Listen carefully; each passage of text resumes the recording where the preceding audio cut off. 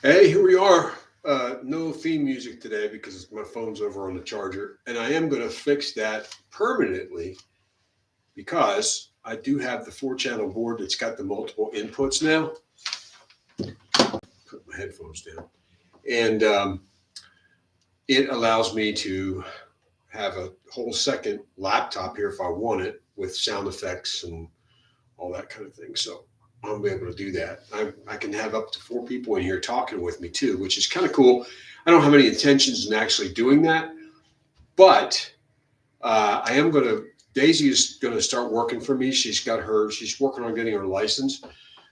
She's already hired on with the company. She's right now my loan officer assistant. She's working still at the Montessori school, but she's going to go part time there and ease her way into this business. But we are going to start a podcast called Daisy and Dad, which is going to be us discussing events and issues that face her generation. She's a Gen Z, particularly where it comes to real estate and finance and that sort of thing. I'm looking forward to that. That's going to be kind of exciting. So here we go. It's Monday. It's the longest work day of the week, or so it seems. And nothing gets you through a Monday better than taking an early lunch. So that's what I'm here for. So today, I wanted to talk about a couple of fun things before we get into the lunch topic. We try to have a lunch topic all the time. I did post a survey on Facebook about what are your favorite vending machine go-tos if you don't have time to actually pack a lunch. Let's say you forgot your lunch and you don't have time to go out or you don't have time to get somebody to deliver. What do you go to? If you got to hit the vending machine, if you have to, okay? You don't want to, but you have to. What is your go-to vending machine food? I don't have access to a vending machine now. When I worked at Liberty, they were obviously I had them, but don't do them now. And I do. If you notice, we do have the new microphone going up. Excuse me. This cough is. We're on week number 3 since I got sick, and the cough is just lingering. Everything else is fine. Do you have the new microphone? I'm not digging it. I think the sound is actually better, but it's not omnidirectional. What's that mean? Let me show you. So here's the golden EIB microphone that I was using before, right? Now with this microphone, as long as I'm in front of it, I could be at any angle and you pretty much would hear me. But with this one, listen to the difference because when I'm not on top of this microphone, right? This is an omnidirectional microphone, not omni, a single directional microphone. This is more of a DJ microphone, right? So this is I think I'm going to switch back. It came with a package. I bought a new mixer for my home studio, and I brought the home studio mixer here, and that was it came with this particular microphone. So I thought, well, let's try it. Maybe I get a better signal. I'm not really happy with the way you can hear me on Facebook. It seem like it's muted. The volume on the feed to YouTube is just fine. So, but I may go back to these. I'm going to try to get a windsock for it that's maybe black and do away with this windscreen because it does pop peas pretty bad. I'm bad at that. I just have a lot of projection. So I'm a pea popper. That's very personal, and I'm glad that I shared that with you. So let's talk about, before we get into lunch, let's talk about my, I don't know, favorite topic. Hockey. Um, as you all know, I'm a Liberty University alumnus, and I played hockey at Liberty for 2 years. Been serving as president of the hockey alumni for the last couple of years. And our boys and our women are heading to the nationals. All 5 of our teams have made their respective nationals: men's D1 and D2, and women's D1. And I think Kirk told me D2 as well. Are all going to be in St. Louis. That's where they're hosting the Nationals. Men's D3 will be in Jacksonville. Men's D3 won their conference this year. They overcame the powerhouse that East Carolina is and beat East Carolina, and they won their conference. And here's I feel, old story for you. Excuse me. So you get up at 4 o'clock in the morning, you yawn at 11:30. Years ago, I coached, after I got done playing, I coached high school hockey back in Delaware.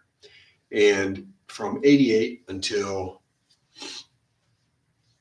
no, 86 until 97 when I left to move to Nashville. One of the teams I had this one player played for me for 2 years, Bobby Stroik.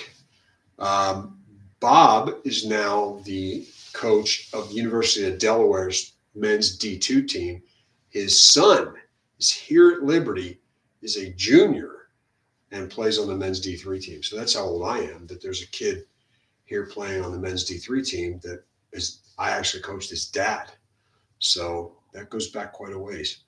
But the D3 boys have really put it together this year. D2 goes into the tournament ranked number 1, I believe. Men's D1 goes into the tournament ranked number 4. Women's D1, I think, is going in ranked number 1. I don't know where women's D2 is ranked. But all 5 of our teams in the program have made the nationals, and they're going in. All of them going in looking to, come home with a trophy. That'd be really nice. It'd be great. It's a good group. The D1 guys especially, it's a good group this year. So there's that. Alex Ovechkin is now 8 goals away from tying Wayne Gretzky's record for the most goals. And here's an amazing statistic. I saw this morning. If you took away all of Gretzky's goals, all 896 of them, I think that's what he's got, he would still lead the NHL in scoring historically. He would still be the leading scorer in the NHL, just on assists. That's how amazing a player he was. And I'm not taking anything away from Ovechkin. I mean, but Gretzky was an amazing player. And I got to see him, And I'm old enough that I saw the end of Gordie Howe's career as well. I need a yawn button. Can't get away with that when you're doing a vlog like you could with just a straight podcast with no video feed. All right, so we're going to talk lunch. What time is it? I got a new watch. I have not had a watch in years. My other watch just died. Changed the battery twice and it never came back to life. So, I did want to talk about this. Did you guys see, and if you follow me on Facebook, I posted this on my feed this morning. LeBron James, who I just don't like. I just don't like him. I just don't like LeBron. Is he a great talent? I guess. Let me preface this. I care that much about basketball. Don't like the game, never have.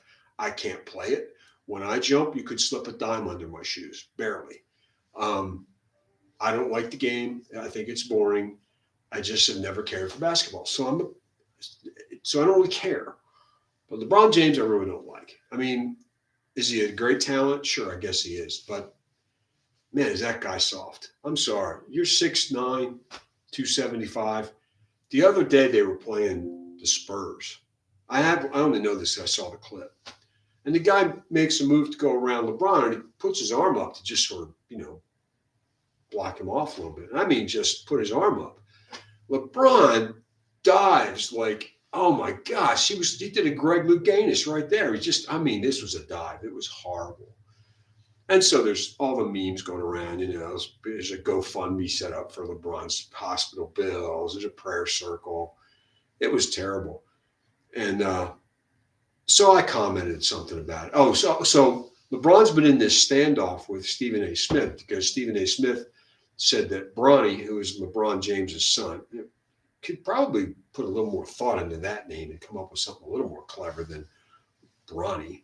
But Stephen A. Smith's kind of calling out Bronny James for his, he's not living up to the name yet, but he's trying to make people act like he is. I don't know. So LeBron is, get my son's name out your mouth. Your son's name is not physically in I hate when people say that. Don't you get his name out of your mouth. Like, do you see anything in my mouth? It's a word. Some phrases just drive me crazy. Anyway, so then some UFC fighter gets involved and says, if LeBron James wants to talk tough, let him come talk tough to me. And so there's this thing on Facebook, and they're talking about, oh, this guy, LeBron would kick his butt. Like, nah, LeBron wouldn't kick his butt. I'm telling you right now. This guy's, he fights in like the 180 class. Yeah, he gives up probably almost 100 pounds to LeBron. But we're talking about somebody that fights for a living. If y'all have never been in a fight with somebody that really, really knows how, trust me when I tell you, it's never happened to me, but I saw it happen to a friend of mine. This guy was like a Golden Gloves boxer, weighed like 150 pounds, and this buddy of mine's like 230. And they got mouthy outside of a bar, and this little guy just, I mean, he hit him so many times before you could even blink, and he was hitting him all the way down. Somebody that really is trained and knows how to fight, I don't care how big and tough you think you are. This guy knows what he's doing. Anyway. So then naturally it's, if you think that LeBron, this 165 pound, 180 pound white guy would beat LeBron in a fight, well, he's a UFC fighter. It's not like he's, a janitor at a school or whatever. He's not a ballerina or a ballet dancer. Well, then you're a racist. Here we go. Everything's a racist. It's because it's a race. Oh, whatever. I don't want to talk about it. Go on my page and look at the dive because the dive is funny. This is true, though. They literally had to cart LeBron James off. Two guys had to carry him off the floor because he had a leg cramp. It's true. Rich Peverly, when he played for the Dallas Stars, he used to play for the Predators, literally died on the bench. His heart stopped. They had to hit him with the paddles on the bench. They get him back in the locker room, and he goes into cardiac arrest again. They hit him a second time. He comes back around, sits up. It's the third period. He asks how much time is left, and he's mad that they won't let him go back out. He died. He died. And he wanted to go back out and play when they revived him. Oh, gosh. Dan Cardillo got hit in the mouth with a puck and took I think it was Cards. He got 6 teeth knocked out and took 30-some stitches in his mouth, came out and played. Like he was only out long enough to get sewn up. They put his teeth in a thing of ice and they went and put him back in afterwards. And LeBron gets carried off the floor because he had a leg cramp. Okay. All right, on to the lunch topic, because that is why we do take an early lunch, by the way. Let me check something here. I think I got a comment.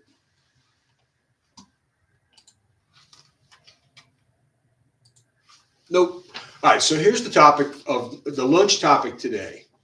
If you've got to, you don't have your lunch with you, you forgot it, you don't have time to order out or go get something, you got to go to the vending machine for lunch. What's your choice? What's your food of choice? So I rang it up, trusting an old AI here, and I went to ChatGPT and I asked them, what are the most popular vending machine foods for lunch in the United States? So here we go. Number 1, chips and salty snacks. Lay's classic barbecue sour cream and onion. Let's stop right there. When you're a kid, there's nothing better than a sour cream and onion potato chip, right? They're just delicious. When you're an adult, that's nasty. That's bad breath in a chip form, right? That's what that is.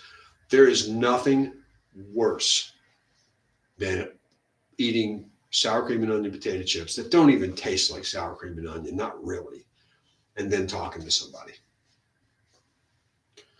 Doritos, nacho cheese, or Cool Ranch. I'm a Cool Ranch guy. Cheetos, crunchy or flaming hot. My daughter is a flaming hot is not hot enough kind of person. Pringles, various flavors. Thank you for that input. Sun chips, which are nasty. Sun chips taste like you're eating the seed, like sunflower seed shells, not the seed, the shells. Why are these so popular? They're quick grab and go, and they satisfy salty cravings. Okay, true enough. Number 2, candy bars and chocolate. Snickers, one of the best sellers overall. Reese's peanut butter cups. M&M's, peanut plain and peanut butter. What about almond? They make almond M&M's now. Kit Kat, Twix, Hershey's chocolate bars. All right, let's stop and have a discussion here. As we know, I'm a keto guy. I don't do, and I have a terrible sweet tooth, by the way. I am a slave to that if I want to be, but I choose not to now. But my go-to, I'm a Hershey's. Man, I don't think there's a chocolate on earth. If you took me to Switzerland, I don't think I'd find a chocolate there I like better than Hershey's. Hershey with almonds, a good Hershey with almonds, man, I'm telling you. Now I don't do those anymore. I mean, on a cheat day, once in a while. But Hershey's for me, and Snickers is good. Snickers is one of those things you go, boy, I like Snickers, but I haven't had a Snickers in years. Same with Reese's peanut butter cups, right? Aren't they? They're so good, and I never eat them, even when I cheat. M&M's for me, it's peanut. Kit Kat, nope. Twix, nope. Nothing wrong with them, just not my go-to. I'll tell you what I do like. My Philly friends will ears will perk up like a hound. Because you can't get these. Apparently, you can't get them. Man, I can't find them here. I know Goldenberg's peanut chews are a Philadelphia thing. That's a Philly area thing, and they're so good. But chunky, right? A chunky bar. Chunky is milk chocolate, raisins, and peanuts. And man, they're so good. And I used to get them when I was a kid, but I haven't seen them anywhere outside of where I grew up. Right? And Goldenberg's peanut chews, I know for sure you can't get anywhere else because it's a Philadelphia product. So why are these? These are easy to eat without utensils. Thanks, Tips. I was just going to get out a knife and fork to eat my Snickers bar. Provides a quick sugar boost, which nobody really needs.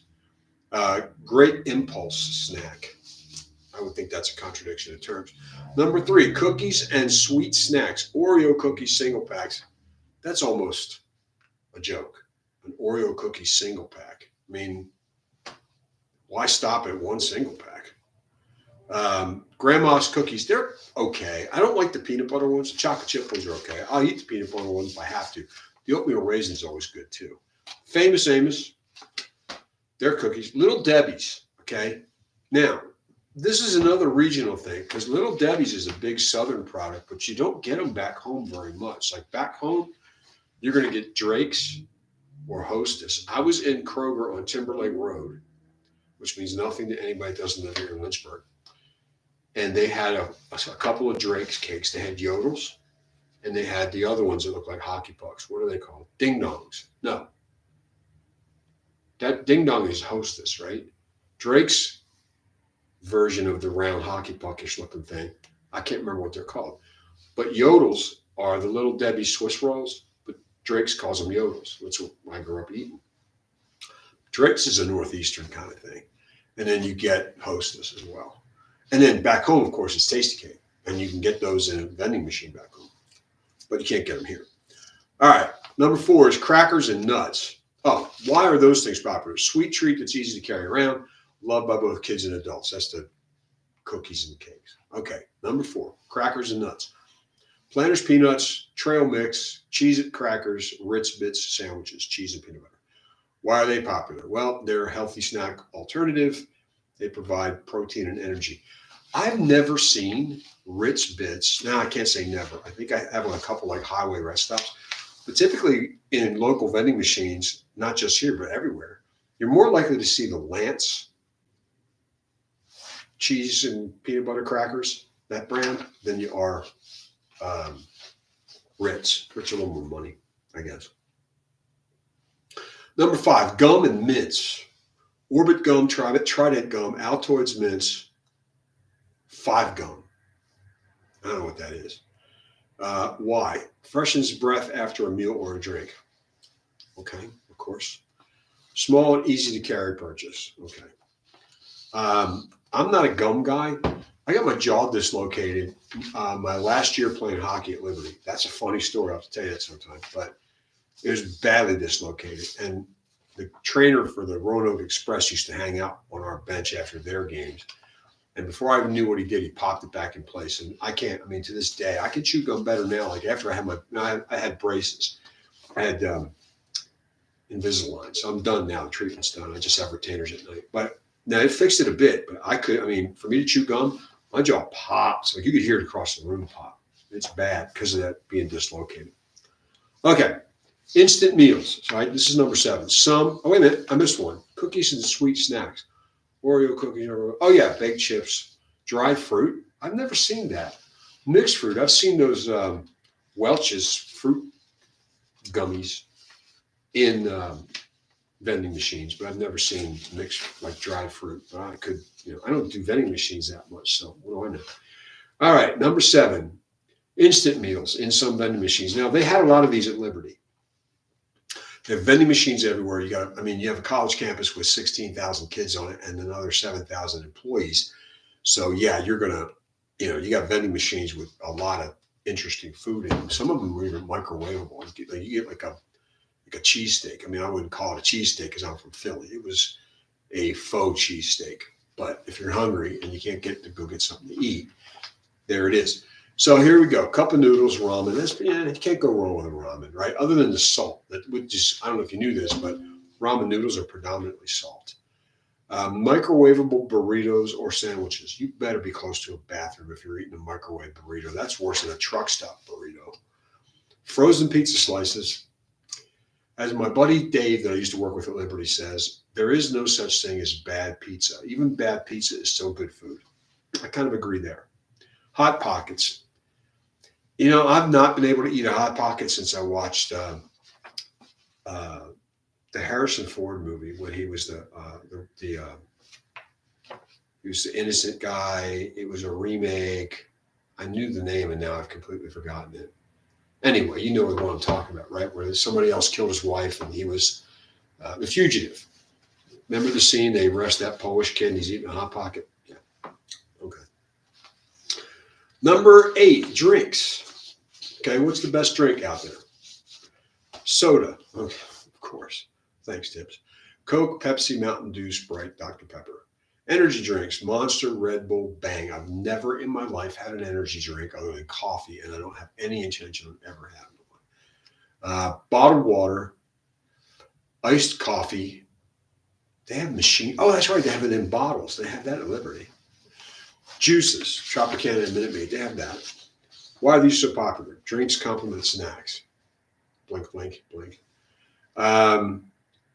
Energy drinks are especially popular in office and college vending machines. Yeah, I knew that. All right, so here's the rank. This is the most purchased vending machine items based on national sales. All right, just no categories, just rank. Number 1, Snickers candy bar. Number 2, Doritos nacho cheese flavor. Number 3, peanut M&Ms. Number 4, Reese's peanut butter cups. So we have a peanut thing going on. Okay, there's definitely a peanut bias among sweet treats in a vending machine. Number 5, cup of noodles. A good cup of noodles is always appropriate. There's nothing wrong with that. Especially if you take some like Ritz crackers and grind them up and put them in there. Planters peanuts. There is definitely a peanut. For all the peanut allergies in the world, they sell a lot of peanuts in vending machines. Fun fact, Snickers has consistently ranked as the number 1 best-selling vending machine item for over a decade in the United States. Chips like Doritos and Cheetos are always top contenders in vending machines, schools, and offices. Okay, there you go. Wait a minute. This is interesting. Bonus trend. Many vending machine operators are now adding healthier snack options like protein bars, trail mix, and even fresh fruit or pre-made salads in certain locations. However, traditional snacks like candy bars, chips, and soda still dominate most vending machines in the U.S. Tell me how good a salad would be that's been sitting in a vending machine for a couple of days. I don't want to think about that. That's like the mixed salad that you used to get at McDonald's. You could literally taste the plastic that it was bagged in. Okay, I got an answer here from my cousin, Chuck. Well, I can't see it. So Chuck answered, I guess he chimed in on what's his go-to vending machine food. But I can't see it because if I go over to that, I lose my feed. So we'll just have to, if you go on my page, it's I posted it about 11:15. What's your go-to vending machine? Type it in the comment section. Bleep bloop. Let's have a little fun after I sign off here, which is going to happen right about now. Hey, what do you guys go to for vending? There's no vending machines in my building. I have a cube refrigerator with a freezer. I got the taller one. So I bring my stuff. I stock my refrigerator. Here's a good one. What's in Craig's refrigerator at his office? Vapor distilled bottled water, with electrolytes added for taste, because distilled water, if you don't do something, it's not really, I mean, it's better than tap water. It's the only water I can drink, but it's still better out of the bottle. I have unsweet iced tea that I missed my thing.